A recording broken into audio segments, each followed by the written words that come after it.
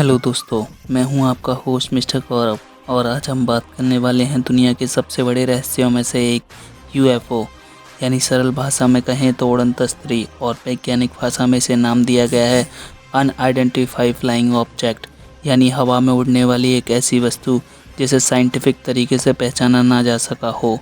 यूँ तो समय समय पर इस यूएफओ को देखने का दावा कई अलग अलग देशों में मनुष्य करते रहे हैं, पर हम आज बात करने वाले हैं कुछ ऐसी घटनाओं की जिन्होंने एलियंस के होने का एहसास दिलाया।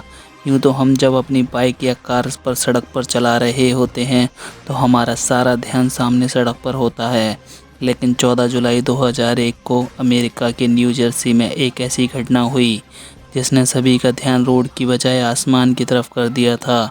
दरअसल रात को करीब 12:15 बजे न्यू जर्सी के पास एक टोल के ऊपर आसमान में एक चमकदार पीले कलर की कुछ वी आकार की लाइटें दिखाई दी और यह लाइटें कुछ इतनी ज़्यादा चमकदार थीं कि सभी लोग उन्हें देखकर दंग रह गए थे।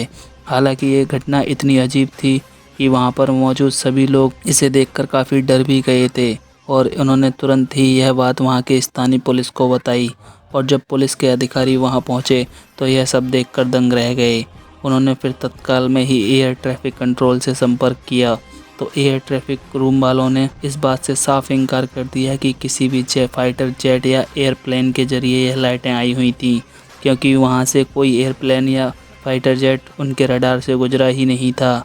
इसके बाद लोगों के मन में उस लाइट के बारे में जानने की जिज्ञासा और तेज हो गई। तब न्यूयॉर्क स्ट्रेंज फिनोमेना नाम के इन्वेस्टिगेशन ग्रुप ने इस घटना की जांच करना शुरू की और तब उन्होंने दावा किया कि उनके पास FAA रडार डेटा है जो कि यूएफओ देखने वाली जगह से मिलता जुलता है।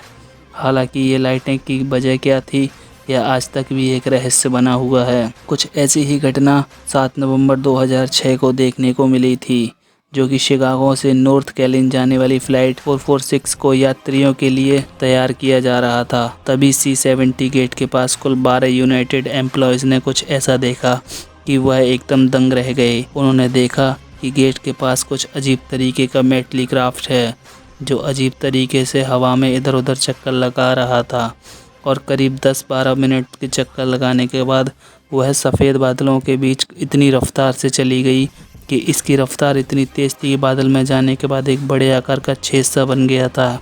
इस घटना से वहाँ के लोगों में काफ़ी डर हो गया और यह घटना चर्चा का विषय बन गई, क्योंकि लोग यह मानने लगे थे कि यह क्राफ्ट एलियंस के द्वारा ही भेजी गई थी। यूँ तो अक्सर हम फिल्मों में और कई सारी न्यूज़ में यूएफओ और एलियंस के बारे में सुनते रहते हैं, पर क्या सच में एलियंस है? जल्द ही हम आपको बताएंगे एलियंस के बारे में। उम्मीद है यह वीडियो आपको हमारी पसंद आई होगी।